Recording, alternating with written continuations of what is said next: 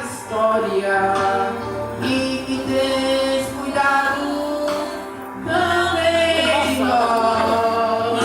Qualquer coisa que eu faça ainda será pouco pra retribuir, mas eu vim te entregar o melhor de mim. Estou aqui pra servir, te entregar a minha adoração e reconheço que não mereço nenhum segundo lugar tua atenção, mas não direi se só você tem o que dá vida pro meu coração. Sou carente, sou dependente de ti, Senhor. Meu Pai fiel, a que me mostra o rumo do céu, minha vida, meu ar, meu maior amor é você, Senhor.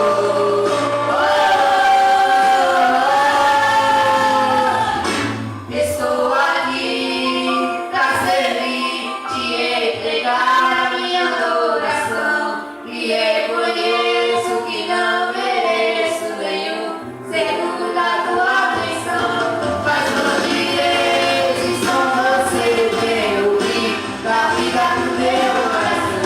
Sou carente, sou dependente de ti, Senhor.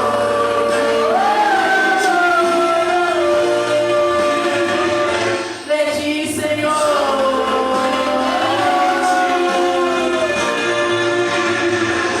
De ti, Senhor. E eu mereço dificuldade.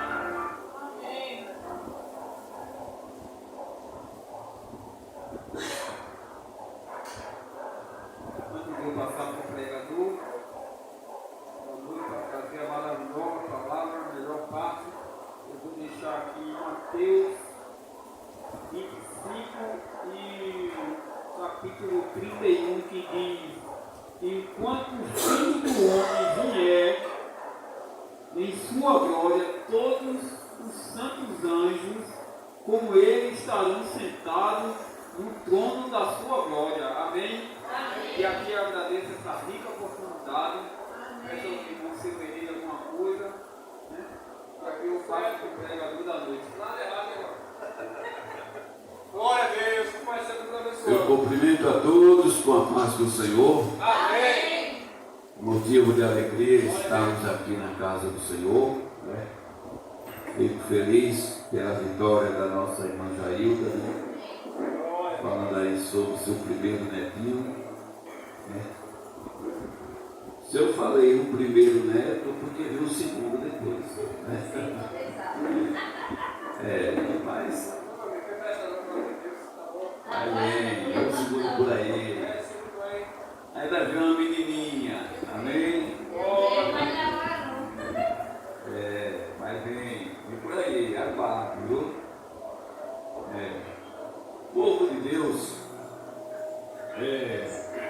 vou trazer uma breve palavra da parte do Senhor. Prometo que não vou passar das 9. Mas coisa boa é a gente estar aqui na casa do Senhor, né? Se eu pudesse, eu morava dentro da igreja. Glória a Deus. Porque é onde eu me sinto mais seguro, é dentro da igreja. É onde nós encontramos paz para a nossa vida. No livro de Juízes, capítulo 8, vamos ler somente o versículo de número 4. E como Gideão veio ao Jordão, passou com os 300 homens, que com ele estavam, já cansados, mas ainda perseguidos. Veja a situação destes homens. Além de estar cansado, ainda perseguidos. Ora, eles estavam cansados. Por quê? A Bíblia diz que, para nós entendermos melhor essa palavra, nós temos que entender também no capítulo anterior, aonde agora Deus ele se utiliza de Gideão para lutar contra os midianitas. E quando Gideão ele vai para a guerra, cerca de 32 mil pessoas, 32 mil homens foram para a guerra. E a Bíblia diz no capítulo 7, versículo de número 2: E disse o Senhor a Gideão: Muito é o povo que está contigo, para eu dar os midianitas em suas mãos, a fim de que Israel não se glorie contra mim, dizendo: a minha mão me livrou. Ora, o que era que Deus estava dizendo aqui? Tinha 32 mil. Deus disse: não, é muita gente. Se acontecer que esse povo vencer os midianitas, eles vão se gloriar. Israel vai se gloriar e vai dizer: nós tínhamos 32 mil pessoas e a gente conseguiu vencer os midianitas, porque a gente tinha 32 mil pessoas. Então Deus ele mandou dizer assim: olha, quem for covarde e medroso, que volte. E voltaram 22 mil pessoas. Ficaram apenas 10 mil. O interessante é a gente ouvir uma palavra dessa. Ora, se tinha 32 mil pessoas, e quando Deus ele diz: quem for covarde e medroso que volte, voltaram 20 mil. Que quantidade de gente medrosa é essa? E covarde.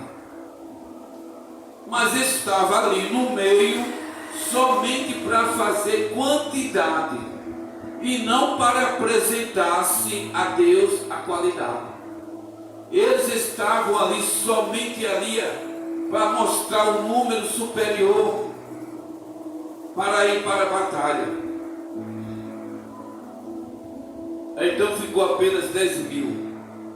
No versículo 4: E disse o Senhor a Gideão: ainda muito povo lá. Ainda tem muita gente.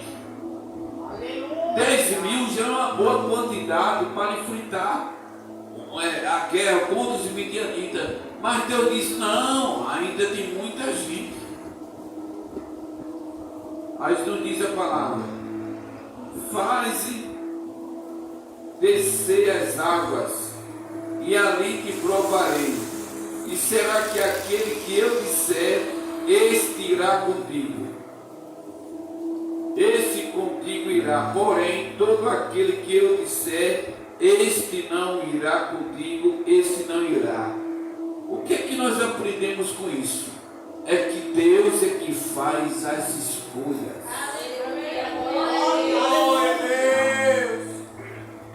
Muitas vezes nós queremos a igreja cheia. Muitas vezes nós queremos a igreja cheia com muita da gente, mas nesta noite, através do Espírito Santo, Deus é que faz as escolhas. O pensamento do homem não significa o pensamento de Deus.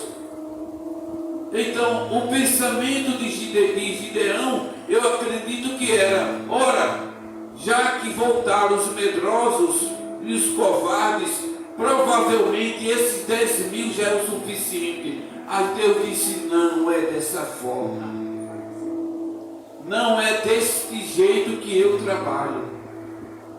Ah, Gideão, não é desse jeito não. Eu vou fazer, eu vou tirar aqueles que servem e aqueles que não servem. Glória.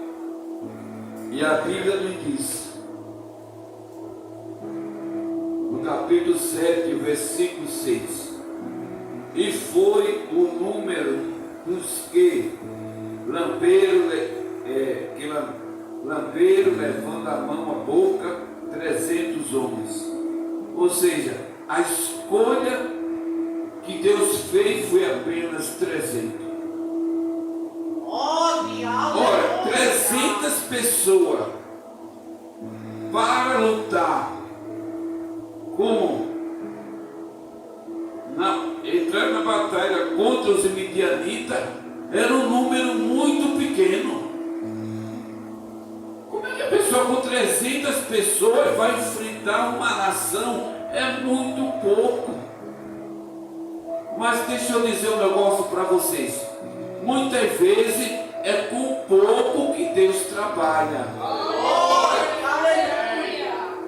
Tem gente que tem uma visão ótica totalmente diferente. Pensa que Deus só trabalha com muitos. Aí eu quero dizer que não é dessa forma. Ele trabalha com quem quer, a hora que quer, ele faz o que quer, no momento que ele quiser. Então, ele apenas escolheu os 300. Covarde e medroso foram 22 mil. As escolhas, tinha 10 mil, volta. Só quero apenas 300. Tá bom, esses 300. É com esse que vou enfrentar os midianitas. E a Bíblia nos diz que Gideão, com os seus 300, ele conseguiu vencer essa guerra contra os midianitas. Mas ele conseguiu vencer porque a glória de Deus estava na vida de Gideão. Porque muitas vezes o homem, quando vence uma batalha, muitas vezes ele diz: eu venci, eu estava só com 300 homens, mas eu consegui vencer. Não, a glória não é para Gideão, a glória é para Deus. Ele venceu porque a presença de Deus estava no meio. E quando a presença de Deus está no meio do povo, pequeno que seja, aquele povo se torna um povo vitorioso. Louvado seja Deus. Mas o que é que acontece depois da vitória? É onde eu quero chegar. A gente lemos aqui no capítulo 8, isso depois da vitória. Depois da vitória de Gideão contra os 300. No capítulo de número 8. Então os homens de Efraim lhe disseram: o que é isto que nos fizeste? Que não nos chamaste quando foste pelejar contra os midianitas? E contenderam com ele fortemente. Contenderam fortemente. Sabe o que é Efra? Se eu ver o nome, tem que ler Efraimitas. São aquele povo que não ajuda em nada. E quando você consegue uma vitória, ele diz assim: por que não chamasse a gente? E estava questionando Gideão: vocês vieram da guerra, vocês venceram, e por que não chamaram a gente? Como é que vocês vocês vão com a luta e não conta com a gente. Os efraimitas tinham que entender: quem faz a escolha é Deus. Pode até ser que Gideão tenha passado na mente dele: eu vou chamar os efraimitas para estar junto conosco. Mas Deus não quer. Muitas vezes é Deus que não quer determinadas pessoas ao seu lado. Muitas vezes é Ele que não quer, Ele não permite. Se fosse permitido por Deus, Ele podia dizer para Gideão: vai chamar os efraimitas para estar ao lado de vocês. Mas em nenhum respaldo bíblico a gente vai ver que Deus não mandou chamar esse tipo de pessoas. Os efraimitas são contendeiros. Gosta de contender, que gosta do negócio, gosta do mexido. Se Gideão venceu a luta, os efraimitas podiam até aplaudir: parabéns, guerreiro, com essa grande vitória. O Deus é contigo na tua vida. Eles podiam até aplaudir a vitória de Gideão, mas muito pelo contrário, começaram agora a trocar palavras com Gideão. Começaram a contender com ele. E a Bíblia diz aqui: contenderam com ele fortemente. Eles provocaram mesmo a Gideão: rapaz, como é que pode? É que tu não chama a gente? Uma guerra dessa e tu deixa a gente do lado de fora. Não é Gideão que deixa do lado de fora, é Deus que deixa do lado de fora. Versículo 2: porém ele lhe disse. Veja só o que Gideão fala: que mais eu fiz agora? Eu fiz agora do que vós. Não são, porventura, os rabiscos de Efraim melhores do que a vindima de Abiezer?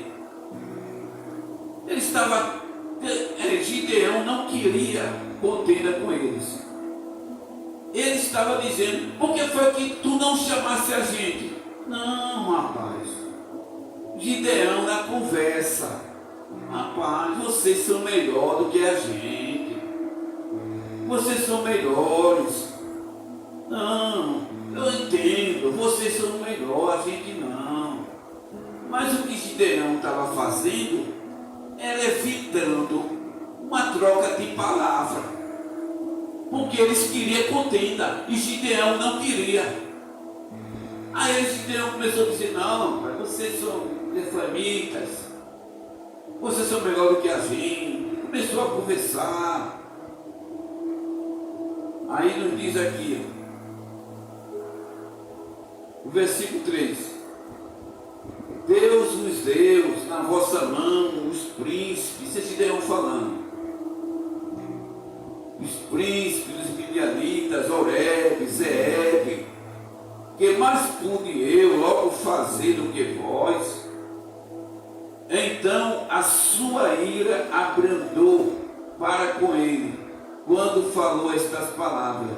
Ou seja, os efraimitas queriam contenda, queriam discutir, mas a conversa de Gideão quebrou a ira dos efraimitas, que estavam tudo orgulhosos, querendo contender com Gideão. Não, vocês são melhor, tá bom, tá certo, tá bom, vá na paz, irmão. Às vezes na nossa vida a gente tem que fazer isso. Quando vem uma pessoa: não, porque você não sei o quê. Rapaz, tá certo, você tá certo, você é um homem de Deus, tá certo, eu sou um pecador mesmo, tá bom. Mas não significa que Gideão tinha medo de enfrentar o efraimitas, não. Apenas ele queria preservar a sua paz interior. Cuidado que tem muitos efraimitas aí querendo tirar a nossa paz, querendo tirar o nosso sossego. Eles perturbam mesmo, para ver se a gente sai do autocontrole, do autodomínio. Cuidado, tem muitos, mas a gente tem que saber levar. Tá certo, tá bom, você é melhor do que eu, tá certo, tá bom. Foi dessa forma que Gideão se livrou. Agora, como era que estava Gideão? Versículo 4.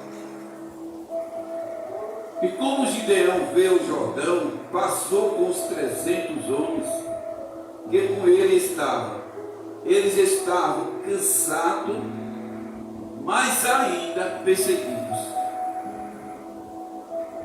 É nessa hora que você tem que ter calma no seu coração. Eles já estavam cansados da luta que tiveram contra os midianitas. E agora eles estavam sendo perseguidos pelos efraimitas, querendo contenda. Você tem que aprender a se livrar-se desse tipo de pessoas, que nunca vai deixar de existir. Mas a gente tem que aprender a se dominar a nós mesmos. Agora, ao contrário de Gideão, porque os efraimitas é assim, provoca um, aí a pessoa se sai, provoca outro, o outro corre, mas muitas vezes vai provocar o outro, aí pega em bomba chiando. Todo mundo não é Gideão. O efraimitas achou que ele podia dizer o que fosse com Gideão e ficou por isso mesmo. Mas veja só no capítulo 12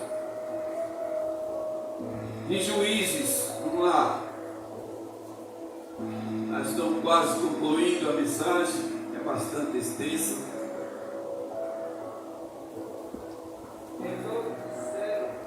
Então se convocaram os homens de Efraim e passaram para o norte e disseram a Jefté: por que passaste a combater contra os filhos de Amon e não nos chamaste para ir contigo? Mas só começou de novo. Os efraimitas é povo que gosta do mexido. Veja só que a maneira que ele falou com o Gideão foi uma maneira similar que falou agora com Jefté. Aí agora começou a dizer: por que passaste a combater contra os filhos de Amon e não nos chamaste para ir ter contigo? Aí eles queriam intimidar Jefté. E diz: queimaremos a fogo a tua casa contigo. E Jefté lhe disse: eu e meu povo, veja a primeira resposta, tivemos grande contenda contra os filhos de Amon, e chamei-vos, e não me livraste da sua mão. E vendo eu que me não livrei, pus a minha alma na minha mão e passei ao filho de Amon. Olha, pessoal, o que era que Jefté estava dizendo? Os efraimitas estavam dizendo: por que vocês não me chamaram para a gente lutar contra o filho de Amon? Aí ele agora quis dizer: quando a gente precisou de vocês, vocês não foram nos ajudar. Agora fica falando: por que foi que não chamou a gente? E quando Jefté precisou, eles não foram. Tem gente que é dessa forma.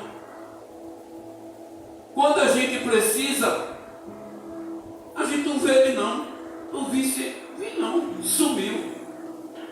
Oxê, cadê fulano de tal? Ah não, foi embora. Na hora que precisa, vai embora. Depois que consegue a vitória, aí ele chega. Por que não chama a gente? Os efraimitas aqui estavam se escondendo.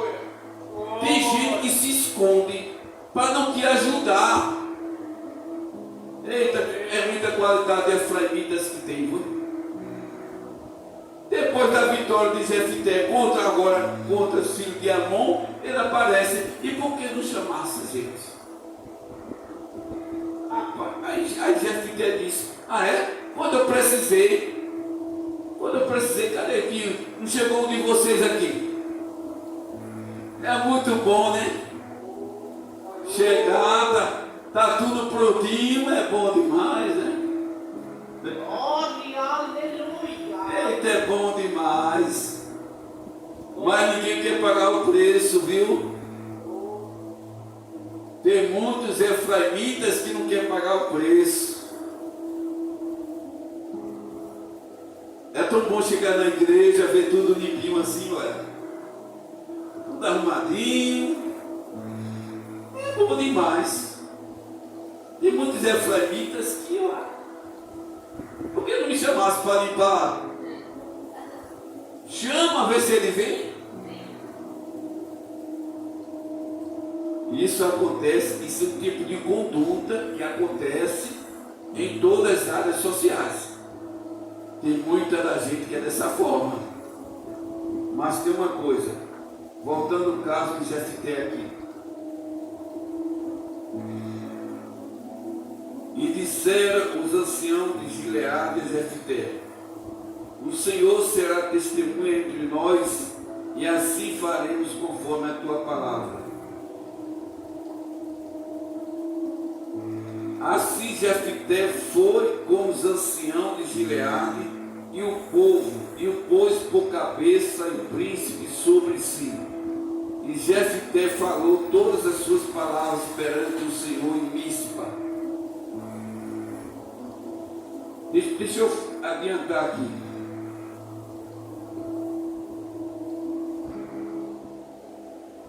Quando eles começaram a dizer a Jefté, depois que Jefté venceu o filho de Amon, por que foi que não nos chamasse? A Jefté disse o quê? Olha, quando eu precisei, vocês não fizeram nada. E a mensagem é muito extensa. Sabe o que aconteceu? Os efraimitas pegaram em bomba. Pensaram que Jefté era Gideão. Jefté mandou matar todos os efraimitas. Olha, vocês estão conversando de algo que pode. Vocês estão dizendo o quê? Não, porque toda a empresa. Ah, é? Mandou matar todos, um por um. E nos diz a palavra de Deus que foram mortos 42.000 pessoas. Veja só, tem determinadas situações que a gente tem que tirar esses efraimitas das nossas vidas. E só tira matando. Mas não faça isso não, é apenas uma linguagem, uma força de expressão. Matando significa não querer mais negócio. Tire da sua vida. Esses efraimitas não servem para nada. Está ocupando. Está fazendo o que no mundo? Raiva. Atrapalhando. Aí sabe o que Jefté fez? Tirou todos. Não escapou um. Então que a gente possa tirar de nossa vida pessoas que aparentemente podiam estar ao nosso lado e não está. Nós temos que usar a inteligência. Agora, não siga os exemplos de Jefté, mas permaneça no exemplo de Gideão. levar os eframitas. Então seja também essa pessoa, saiba levar, que não vai faltar pessoas para falar, para questionar, mas saiba levar. Deixe os eframitas se engrandecer. O importante não é a pessoa querer melhor se apresentar diante do povo melhor do que o outro. Não. O mais importante é você diminuir e deixar Jesus aparecer na sua vida. Vamos ficar de pé, nós concluímos o trabalho. Senhor Deus eterno, Pai das luzes, Senhor, neste momento te agradecemos, Senhor, por estas palavras, Senhor, por este culto abençoado, Senhor. Nós te pedimos, Senhor, que o Senhor venha abençoar todas as pessoas, Senhor, que escutaram estas palavras que não foram minhas, Senhor, mas que foram tuas, Senhor. Meu Deus, que o Senhor possa trazer um renovo, Senhor, em nossas mentes, Senhor. Que o Senhor possa tirar de nossas vidas, Senhor, pessoas eframitas, Senhor, que muitas vezes estão nos nossos caminhos somente mesmo para atrapalhar, Senhor. Mas que nesta noite, Senhor, nós possamos seguir o exemplo de Gideão, Senhor. Nos dás a mansidão, Senhor, a temperança, a longanimidade, Senhor. O fruto do Teu Espírito Santo que está nas nossas vidas, Senhor. Em nome de Jesus. E a graça de nosso Senhor Jesus Cristo, que o amor de Deus, nosso Pai, e as doces consolações do Espírito Santo esteja por toda a igreja, hoje e para sempre. A igreja diz: Amém. Se Deus é por nós, Quem será contra nós?